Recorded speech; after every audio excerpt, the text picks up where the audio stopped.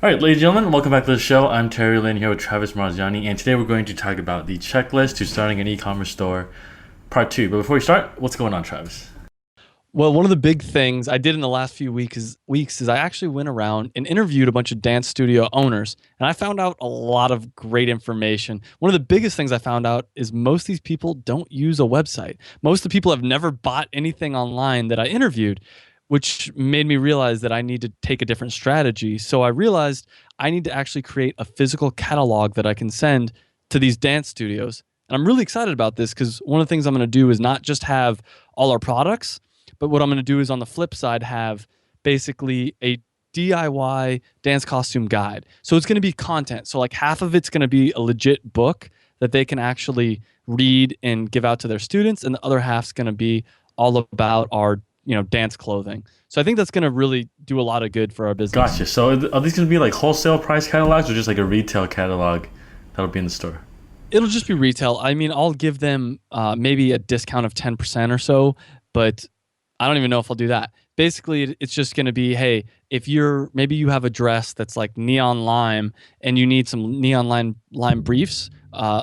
If you before our company, you'd kind of be screwed. But it's like, hey, here's an option for you.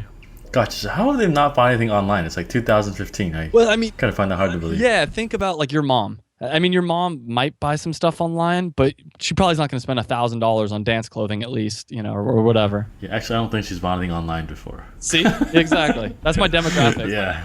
Yeah, I see that. All right, that makes complete sense. Yeah, all right then. So for me, I'm looking to move some wallets to FBA. I have the listings already. I have some sales on Amazon, but I just don't have it FBA yet. So I'm looking to see if there's anyone that can pack like 5 or 6 units for me just to test out 2 SKUs. So if anyone listening out there has someone that knows, they can repackage stuff for me, please let me know. Terry at onlinestore.com.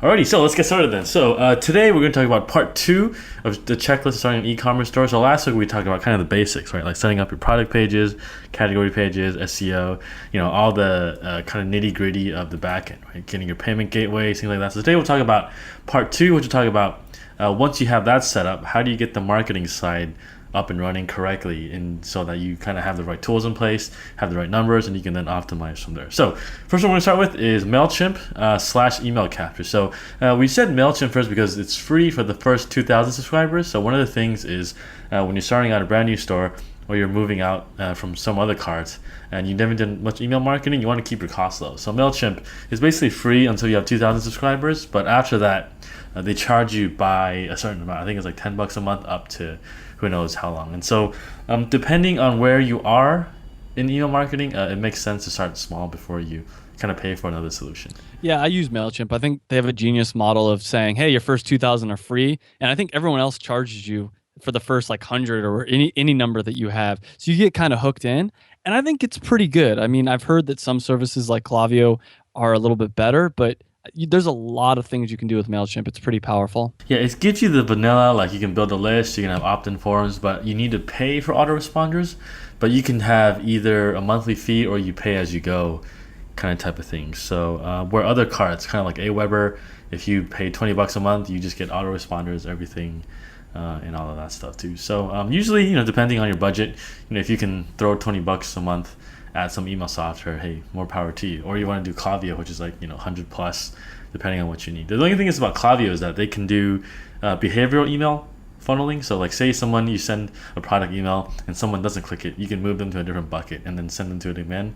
And if they click it, you can then kind of do other stuff because it cross-checks with your shopping cart in terms of their sales data, so you get a lot more comprehensive solution. But starting out, that may or may not be what you're looking for. Yeah, to be honest, I think if you have 1,000 or 2,000 even or less email subscribers, doing that kind of crazy stuff isn't really going to give you a big benefit. That's my personal opinion. Yeah, well, I think the biggest thing is that get something like MailChimp set up, and you want to make sure that it's pushing your customer emails to this list because later on you want to be able to inform them on new stuff or keep in touch, things like that. Because otherwise you have to go in your cart, figure out all these emails, how to send it to them, and it's going to be a huge pain in the ass if it's not pushing it to this list somewhere offline. All right, so next one is social platforms. This one's pretty basic here. So one of the mistakes we see a lot is like someone will start a store, they'll have like 8 social media platforms. You'll have like Facebook, Pinterest, Instagram, Twitter, MySpace, I don't know, Dig, StumbleUpon, all this weird stuff like Yik Yak. I don't know, like. Are you really going to be on all 9 platforms? If you are, then put it on. If you're really just focused on like 2 or 3. Yeah, I will say it's not a bad idea to register your name. So, for me, I got BDanceWare on a couple different platforms that I might not ever use, but a lot of times if someone were to come along and take that name and do a lot of work with it, it'll rank pretty high. Like if you search BDanceWare, you'll see that it's our website, and then I think the second one's our Facebook, and the third one's our Twitter, and our fourth one's our Instagram. So it's not a bad idea to at least get your name. Yeah, and my point was that it's not like to not take your account there, like to plant your flag, but it's like if you're not going to invest resources into all platforms, just put the ones that you're actually putting time and energy into, because then you're building like 9 platforms at a time. I really don't know if you can do that unless you're like Taco Bell or Coca-Cola with 100, 200 person team that can actually afford to do native ads or content on each platform. Yeah, 100% agree. That's one of the things I'm actually doing right now is figuring out how much time I'm spending on all the different platforms and seeing which ones actually have good returns. And for the record, it seems like Facebook is almost worthless now unless you're doing some paid advertising. Personal opinion from my research. Yeah, and I guess it depends on your industry too, right? So whether it's image-based, B2B, or kind of some really niche thing and that appeals to you. So for example, like if you're doing like adult toys, Facebook is not good because nobody wants the grandma to see that they liked some butt plug or something like that. Like nobody is gonna share that stuff. Like but if you're doing like like shoes or something like fashion, maybe Instagram's better, things like that. But yeah, I even just mean like our organic, like I try to share good content, and we've done a lot of work on some of the content we've shared, and we have about 2,800 likes, and it's getting about 40 views. So it's not worth paying someone 20 minutes to go make a really good picture, post it, and then it gets 40 views. That's nothing. Yeah, have you thought about making a passion page instead of like the brand page? Because that's what kind of is like the new thing now. It's like I did not know that. You actually ignore bdancer.com and you build like we're dancers and we're proud type of page, and all you do is just post dancer stuff, and then once in a while you post BDancer stuff, and apparently the organic reach is a lot better that way. I am actually working on something similar to that. I'll talk about it in a future episode, but yeah, okay, I know what you're talking about. Yeah, that's basically like the past 2-3 months is what everyone's been doing for a new page, because when you like a page on Facebook, especially a business page, they're going to send you product stuff, and I think a lot of people now are getting more immune to that, and they're very careful with who they follow, and being much more liberal with unfollowing pages too. So when you have like an interest page, it's kind of more easy to like if it was like like an electronic music fans page, okay, yeah, you just like that, they're probably not going to sell you anything, but once in a while they can post something and it won't be as bad as some some store that's hawking you stuff. Yeah. All the time. And then the other people in the group are posting content too. It's not all on you. That's okay. I got to get on this. Yeah, it's like a community page once in a while that plugs your business page, essentially. And the idea is that if you do it through paid likes, the CPC is technically maybe cheaper than if you were to just drive those to your business page, and you get better engagement too. It's kind of the high level of why people are doing this. Makes sense. There's a couple articles we can link to these. I think one guy, John Loomer, and I think Viper Chill has the way they did it. I think they spent like $20 a day, something like that, to build a page of like 10,000 followers, and then they would just plug their business page in there. And so they spent money to build up this passion page. Yes, you use that to build paid likes, and that's the CPC of that should be cheaper than just running blank ads to all these people. Huh. Cool.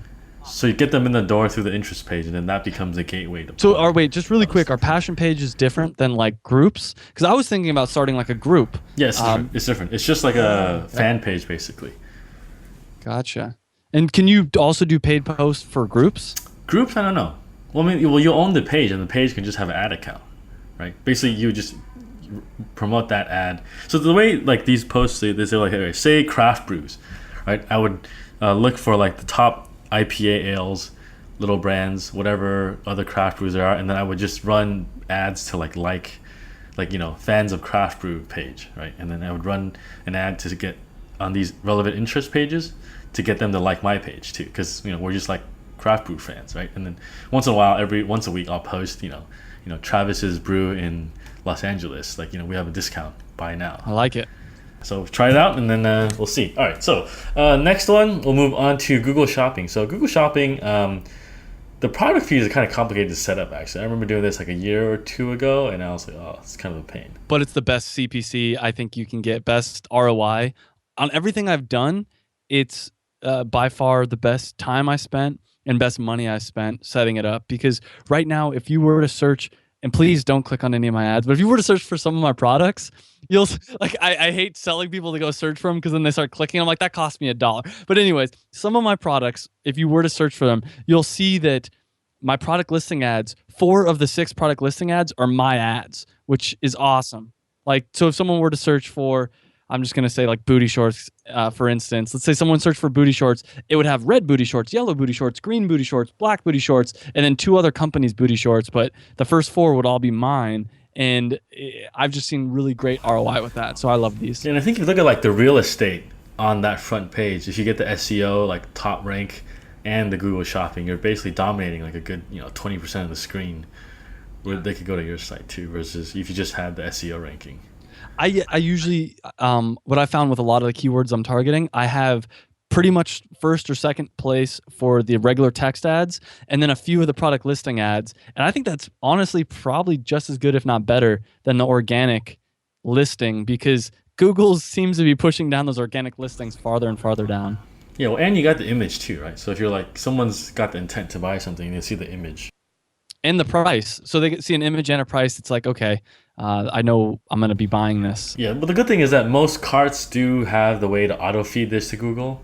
I'm not sure how Volusion does it, but basically there's some backend in the product section that can kind of auto feed this. And you just got to spend like probably a few hours in a day to make sure it's talking to them correctly and it's all synced up. To be honest, I tried the Volusion auto feed. It was easier to do it manually than it was to do it through the auto feed. Same thing, they have an Amazon auto feed, and I was banging my head against it, and finally someone else that had Volusion said, just do it manually. And I'm like, oh, duh. That's so much easier. Yeah, it depends on like how many products you have. If it's just like 1 or 2 products, 5 to 10, it's not that bad. But if you have like 100, 200, I don't know. It may depend on your own stuff.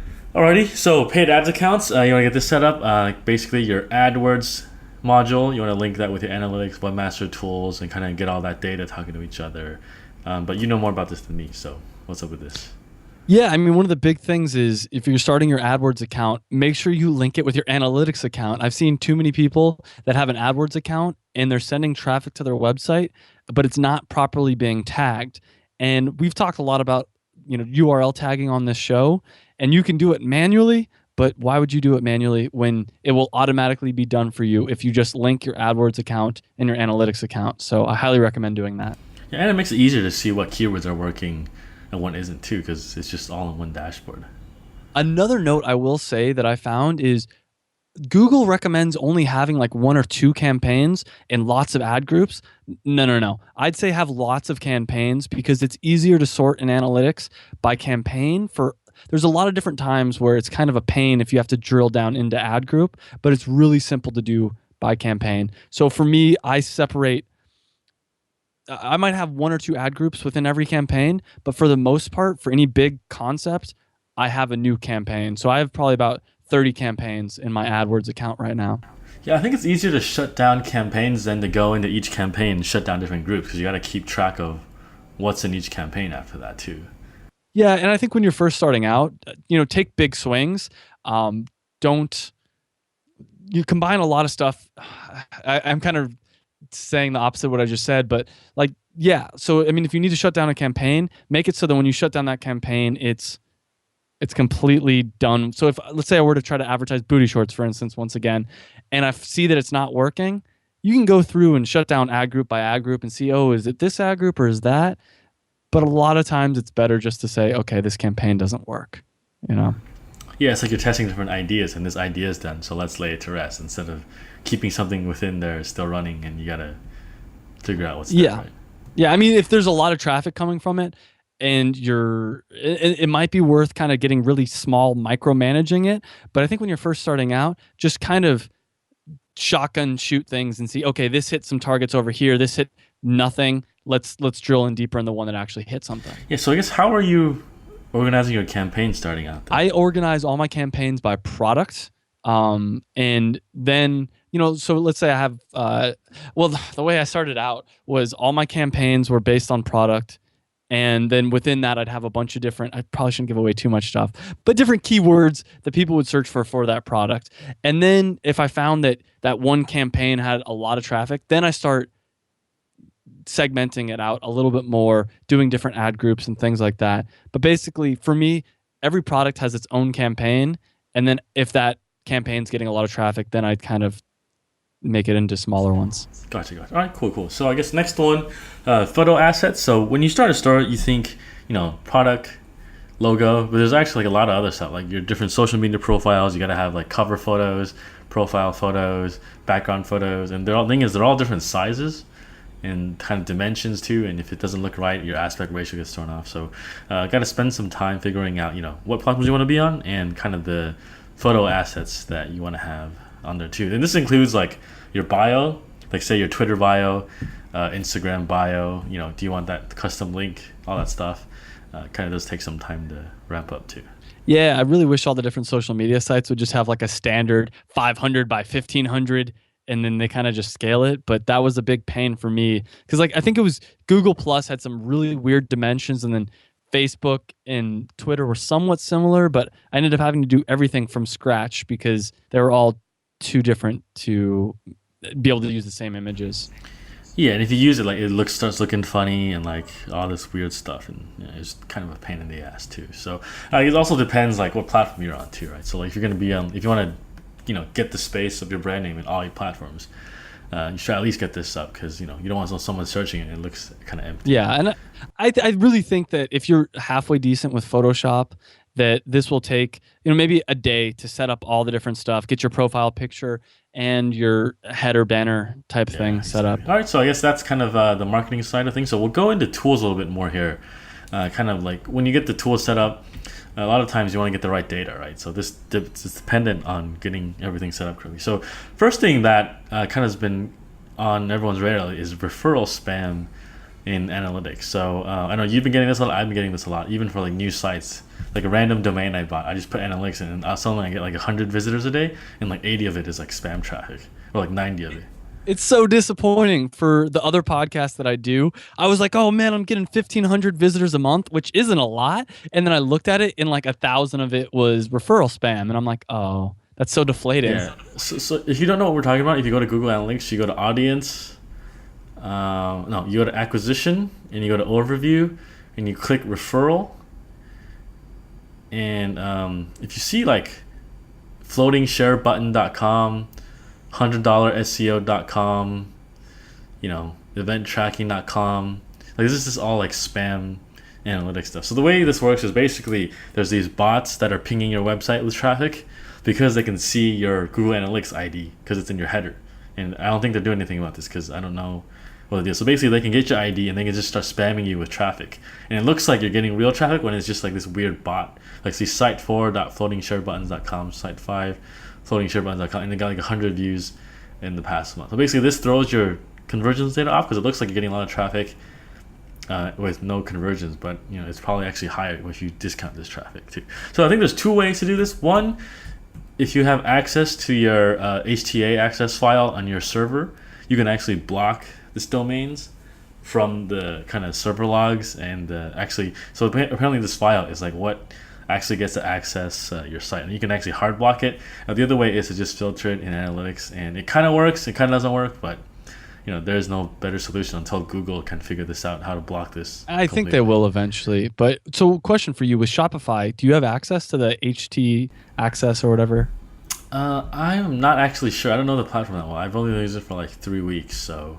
I know with Volusion you don't, and there's a lot of other things that having access to that's really beneficial for. But yeah, so the way to filter this, I think you want to do it at the account level, not at the view level, because everyone has different views. So if you go to like admin and analytics and you go to the left tab, there's account, and there's all filters. That's where you want to kind of filter things out. Now the thing is, like, you can set these filters, but remember they can always just make a new domain and start spamming you again. So it's kind of like a chicken and egg thing where you're always cat chasing the mouse type of thing until Google can drop the hammer and just completely ban this stuff.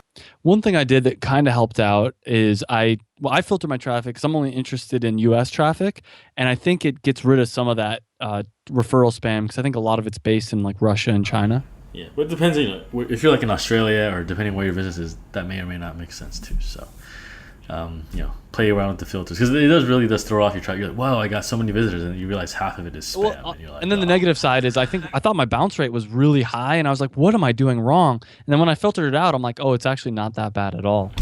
Alrighty, so next one, e-commerce tracking. This is a kind of a big one. Like usually, when you install analytics, there's a little box you got to check in the settings to make sure that it's pulling e-commerce data from your store. Because what happens is analytics generally just tracks visitors, what they do on your site, and you actually need the shopping cart to tell analytics, hey, Travis bought $50.20 worth of stuff, and here's his kind of channels, and it's got to attribute that to each visitor. Otherwise, you're not going to see the data, or you're going to have some data mismatch where you have the orders in Shopify, BigCommerce, whatever, but it's not showing up in your analytics. And you got to fix this either through the e-commerce tracking, or you got to tweak the JavaScript a little bit.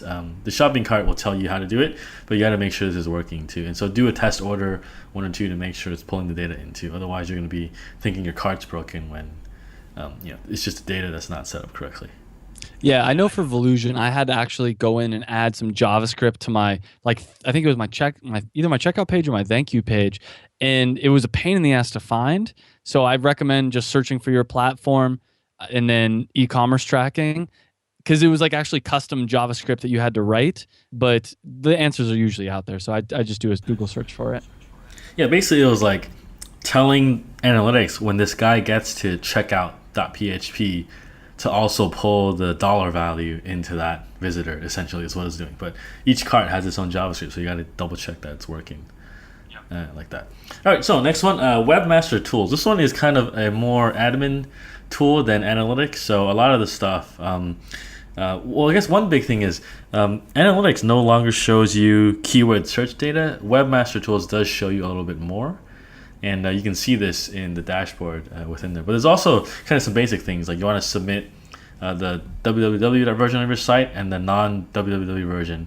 And you want to submit your sitemap so Google knows what your site looks like, kind of some more high-level stuff. Yeah, another thing that's really useful in there is you can actually see all the links that are coming into your site. I mean, there's other tools like Majestic and a few other ones out there where you can do this, but I actually will once every few weeks go in and just see, hey, what links has Google seen that are going to my website? And that's been really cool. It's kind of a good way to waste some time if you're ever bored. Yeah, and whether you use the Google or the Google Webmaster Tools version or like a Majestic type thing, that's another thing I'd recommend is every once in a while just looking at where your links are coming from, because you might find out that someone out there with a blog really likes something you're doing, or I found out all kinds of interesting people that are linking to my website. Yeah, and I think this is the place to actually disavow links too. If you have any like old SEO, black hat stuff that you've been penalized for, you got to do this in Webmaster Tools. Yeah, and I think one thing to periodically do is if you got adding new products, is just submit your sitemap, because basically the sitemap is saying, hey, here's my website, here are the pages, here are the product pages, and index it basically, essentially. And so you can submit this, or it does it manually, but sometimes if the crawl is messed up, whatever, they don't crawl all your pages, just to be safe, you can always manually submit this to Google. Alright, so next one, SumoMe. So this SumoMe is a tool by Noah Kagan, we had on the show a couple months ago, and this is one of my new favorite tools now, because the amount of kind of tools he gives you for free starting out is really powerful. So it has heat maps, content analytics, and like kind of email captures either through exit pop-up, scrolling box, or like a hello bar on the top. And all of these are basically free to start out. You can pay like $10, $20 a month to remove the branding, but otherwise you kind of pretty much see this everywhere now on the internet. It's been really taken off the past year. So the good thing is that the heat maps, I think you get 1,000 clicks for free. The thing is, you got to go to each page and activate it. So the way to install SumoMe is basically you insert this code into your header, and then basically there's a dashboard that manages everything too. So when you do heat maps, don't just do your front page. You got to go into each category page and do it, because otherwise, if you press record, it only records that one page. So don't think that it records your whole site, which is a mistake I made. Yeah, I haven't used this before. That's isn't that there's other similar things though that you don't have to go through and do each page, right? Yeah, I guess. But this one you just had to go through and do each page. At least when I used it. Maybe it'll change in the future, but who knows.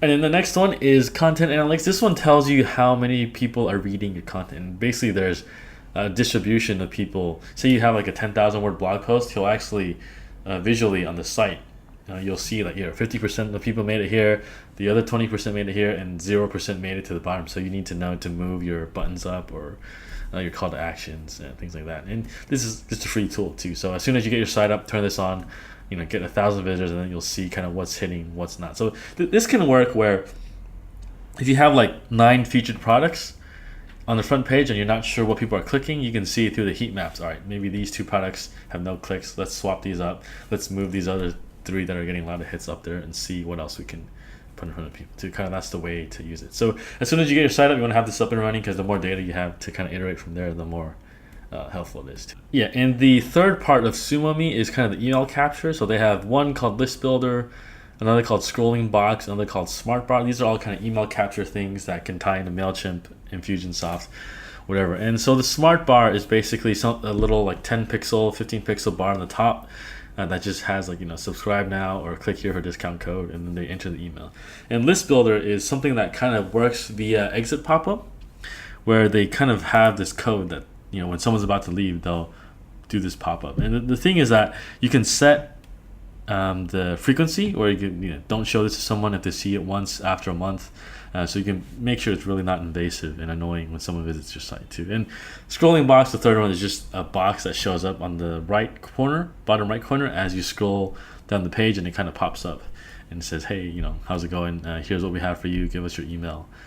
Things like that. Yeah, I recently installed this actually on my blog, both a personal blog and the blog for my website, and it seems to be doing pretty good. I mean, it's a better conversion rate than the last pop-up software I had, but that's not saying much, because the conversion rate in the last software was almost 0%. Yeah, but it's saving you the hassle from going to like MailChimp, copying the code for the, whatever the sign-up form is, redoing this here, and having like 5 different plugins for all this stuff instead of just having one on your site. Yeah, no, it's good. Yeah. All right. So next one, Facebook retargeting. So before we get into this, retargeting is one of those things where you need a list of people to retarget before you can retarget. So the sooner you can build the list, the sooner the better. Yeah, you need to have that code on from your website from day one. That was a huge mistake I made, because I got really like gung ho, and I'm like, yeah, I want to start retargeting, and then I started to go down the process, and I realized, oh, wait a minute, I got to put this pixel on my website so it'll start tagging everybody that I need to retarget, and that needs to build up. So as soon as I was all pumped up to start doing the retargeting, I realized, I got to wait a week until I have people to retarget. And I think there's a minimum on Facebook. I don't know if that's still correct, like 100 people, 500 people, something like that. Like you need a minimum list to actually run ads. So you can't just put it on day one and hope, day 2 you can start retargeting, unless you have massive traffic. Yeah, same thing with Google, actually. I'm pretty sure it's at least 100. There is a way to hook up with Google to your analytics, and I got it to work on one of my accounts, but I didn't get it to work on another one of my accounts. So, yeah, I can't figure that out. Yeah, basically just get these 2 codes in your HTML header, because you may or may not want to be retargeting, but you want to at least have that list as the option if that day ever comes. And these cookies last, I think, for 180 days, where if you tag someone, you have, half a year to decide if you want to retarget to them too. So you always want to be building this as soon as you can. And it doesn't cost you anything. It's like an hour to set up, and then you're good to go. All right. So I guess these are the basic tools to kind of get started with a store in terms of the marketing side and analytics, where you want to have email capture, your social platforms, Google Shopping, paid ads linked up, photo assets, analytics with e-commerce tracking, Webmaster Tools, SumoMe suite of tools, heat maps, content analytics, Smart Bar, List Builder, Scrolling Box, retargeting. And the final section we'll go into here is kind of the data check. So say you got all these tools up, you got your store up and running. Well, what do you do from now, right? So one of the things I like to do is weekly reports from analytics. So I actually just told Travis this, he didn't know this. So apparently in analytics, if you go to audience overview, and under the button there's an email, you can actually make analytics send you a weekly email of all the traffic you're getting too.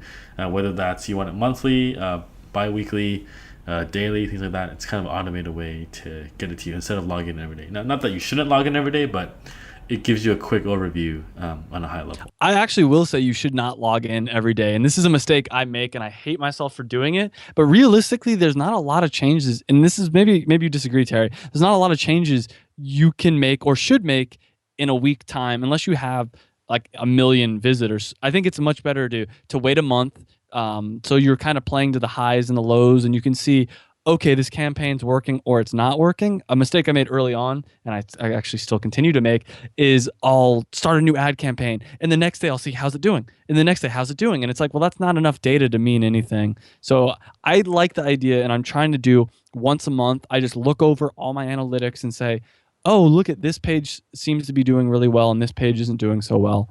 I don't know. How do you do it? Yeah, you're right. Because especially like if your site gets like say 50 to 100 visitors a day, even then, like day by day, you're not going to see much difference. Like you'll see a spike or a drop, but in the scope of things, you got to wait for a bigger time frame to actually make anything out of that data too. So I check it like once a week, something like that, just to make sure it's okay. But I used to do it daily, and I'm like, this is stupid. It's a waste of time. Doing it daily is just analytics masturbation. It's just like, ooh, look at this. Oh, I made some sales.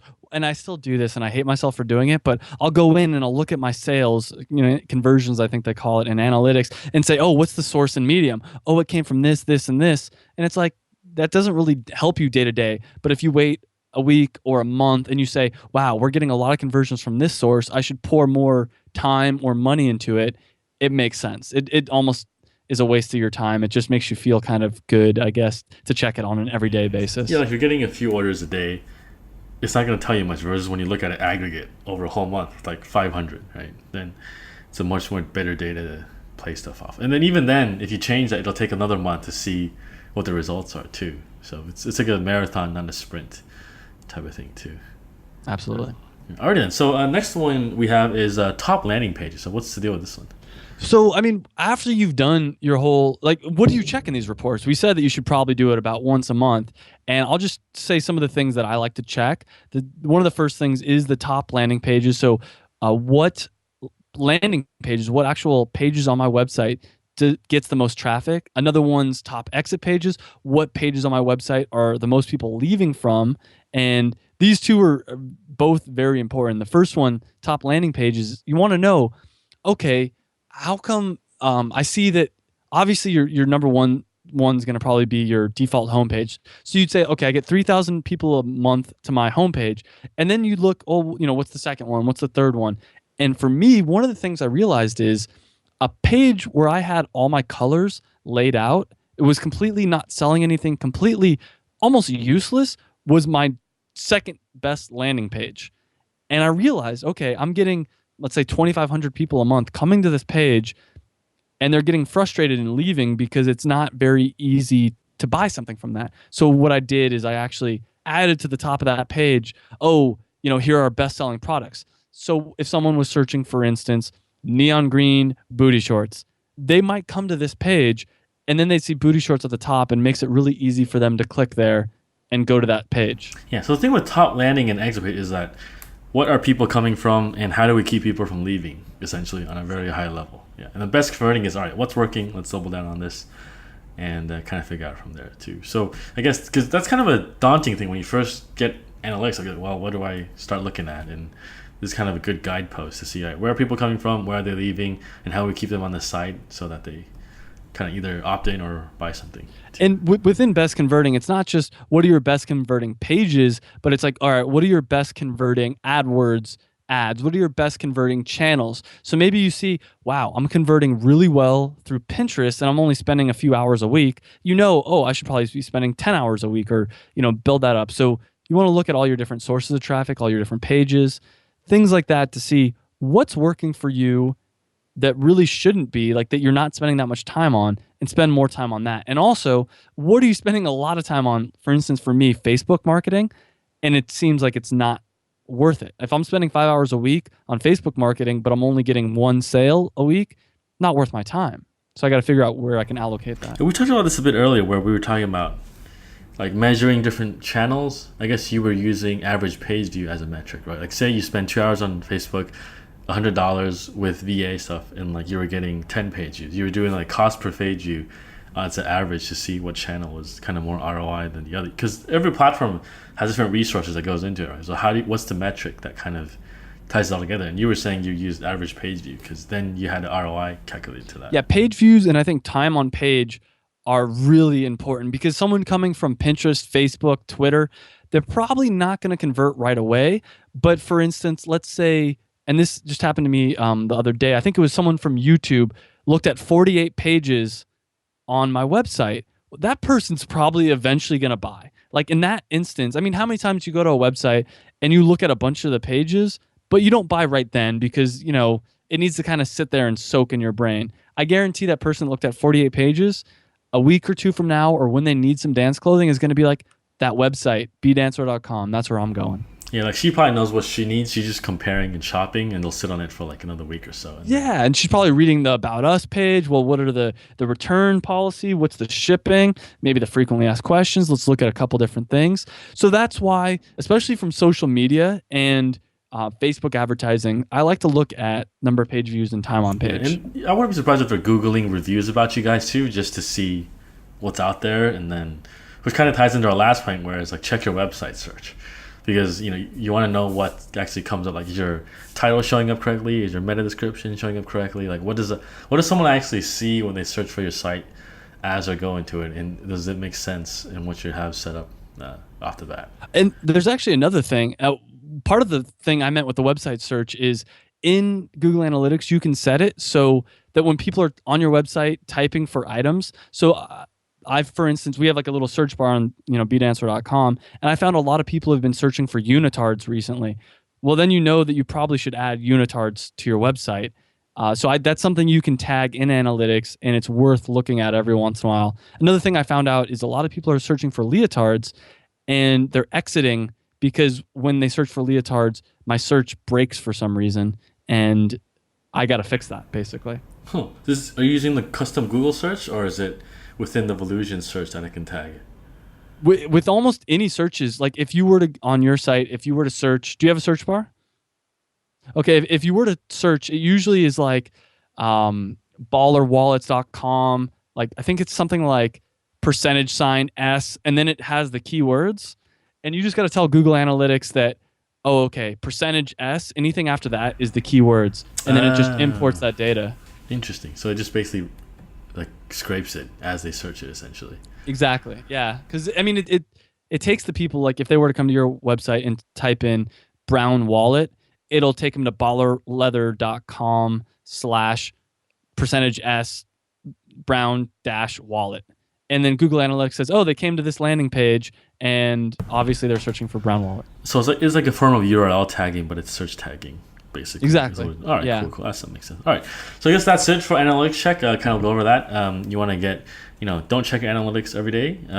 Know your top landing pages, top exit pages, how to optimize each, your best converting pages, most visited products, and the sources that give you the most page views, and to where to double down from there too, because every traffic channel is different. Some of them might work better for you, and you want to figure out quickly as possible which one to double down and which one to kind of drop, so you can kind of focus your efforts on that too. So that's it for part 2. We might do a part 3. We'll talk about this later on, and part 3 we'll probably talk about some more marketing tools and things like that. So thanks for tuning in, and we'll catch you guys next time. Catch you next week.